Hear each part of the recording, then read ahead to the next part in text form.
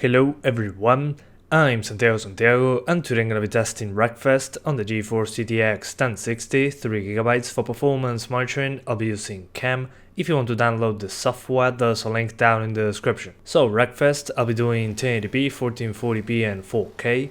To skip turn up those sections of the video, check the timestamps down in the description. So first of all, I need to talk to you about something very important about performance. What I did with this game in the tests, after changing the options, the resolution or anything in the options menu, I restarted the PC and then I started recording once I got into the race. That's because this game, after repeating the same track, runs a lot better. The first time you load one of the stages, by first time I mean after a restart or something like that, the game runs significantly worse. As an example, on the video on the 1050 Ti on 1080p max settings, the first time you run the stage it starts at 40 frames per second, then stabilizes close to 60 using the maximum settings. Once you finish the race and I don't know, maybe restart the race or something like that, the game can be over 50 frames per second all the time without any of those major drops into the 40s, so be aware of that. Each time I change the settings I restarted the PC, so it's as accurate as possible, but the more you play it starts running better. What I'll show you first is 1080p using the G4560 with maximum settings excepting anti-aliasing. After that I switched to the i3-8100 and I used the same settings.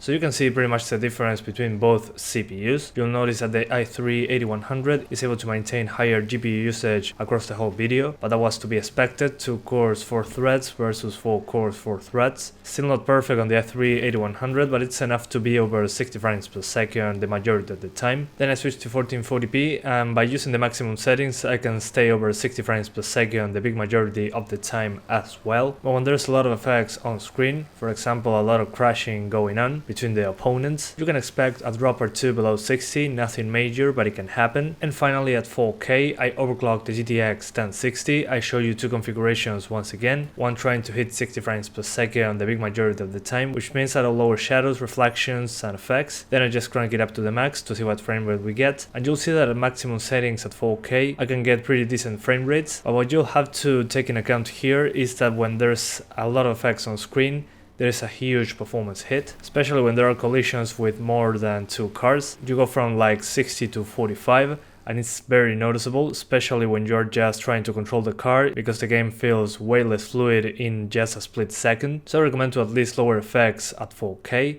I also lowered textures to low at 4K, since if not I go over the 3 gigs of VRAM limit, but overall it was a completely playable experience. The worst performance I saw so far was one of those city areas. On my end that was the worst performance on the game. Usually trees plus grass, all that kind of stuff, and long draw distances are what destroys performance here. All that including all the opponents on screen, maybe some collisions between them, is what would be the worst case scenario. There are some stages that are way smaller when you have those demolition game modes where the objective is just to destroy other cars. Those are not even close as demanding as the rest of the events, like for example racing like I'm doing in this video. So in those game modes where it's just destroying other cars, you can expect much higher frame rates. And the first things that you should lower in the options menu to get better performance are basically shadows and grass. That is the fastest way to get better performance. Then if you're willing to restart the game, just lower reflections and effects a little bit, and other than that there is not much else that you can do. Also this game uses a lot of VRAM. If you have a 3 gig card, use medium. If you have more than 3 gigs,